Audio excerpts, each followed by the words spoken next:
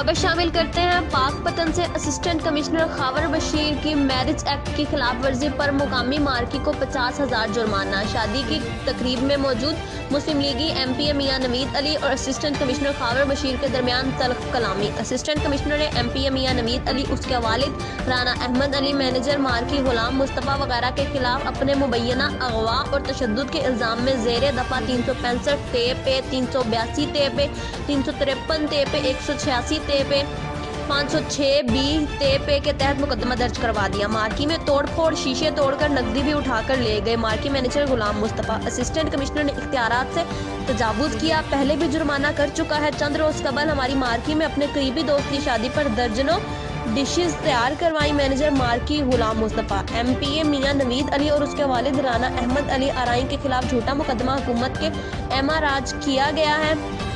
तहसील सदर मुस्लिम लीग नून Rao Rafaqat Ali, assistant commissioner को किसी ने अगवा नहीं किया और ना ही तशद्दुद किया। मुकदमा सियासी इंतकाम और मुस्लिम लीग नून का फ्रंट लाइन खिलाड़ी होने की सजा है। हत्ता के अहमद अली आराइन पाकपतन मौजूद ही नहीं, इसके पांव पर चोट लगी हुई है, उस पर भी मुकदमा दर्ज किया गया है। जो मुकदमा झूठा होने की सबसे बड़ी शहादत है, फौरी खारिज किया जाए। जिले general secretary Mohammad Jameel Faridi, city general secretary MD Bhatt, नायब सदर सिटी राना तारिक, जिला सदर एमएसएफ पीर मोइनुद्दीन चिश्ती, जिला जनरल सेक्रेटरी हसनैन रजा बुखारी। पाकपतन से रिपोर्ट कर रहे हैं सैयद हसन अब्बास बुखारी। उमर मार्केट बैठा सी, उत्थे असीं खाना तैयार किया होया सी। एसी साहब आए, एसी साहब ने सानू कहा भी तुसीं यह फिश असीं कहिए 2-4 किलो फिश असीं बनाइए।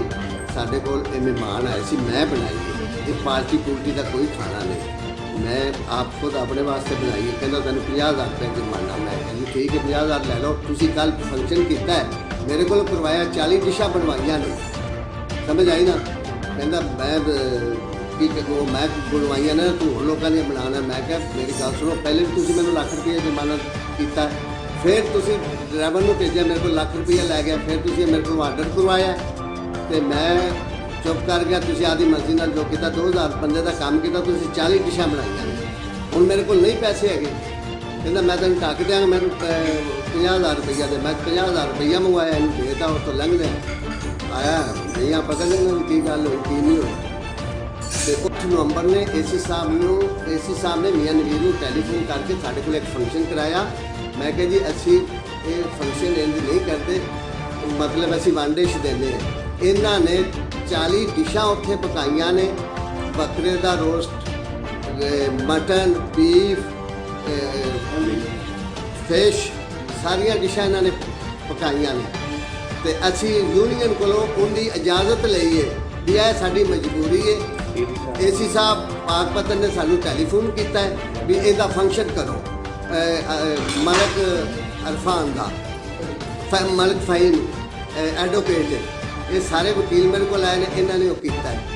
असी अज आपदे मेहमानों वास्ते 2 किलो मच्छी 4 किलो असी बनाइए, उत्तों आ गया इन्हें आके 50 रुपये जुर्माना काटता 50,000। मैं कि जिस 2-4 किलो बनाइए 50,000 रुपये जुर्माना, क्या थोड़ा कर लो।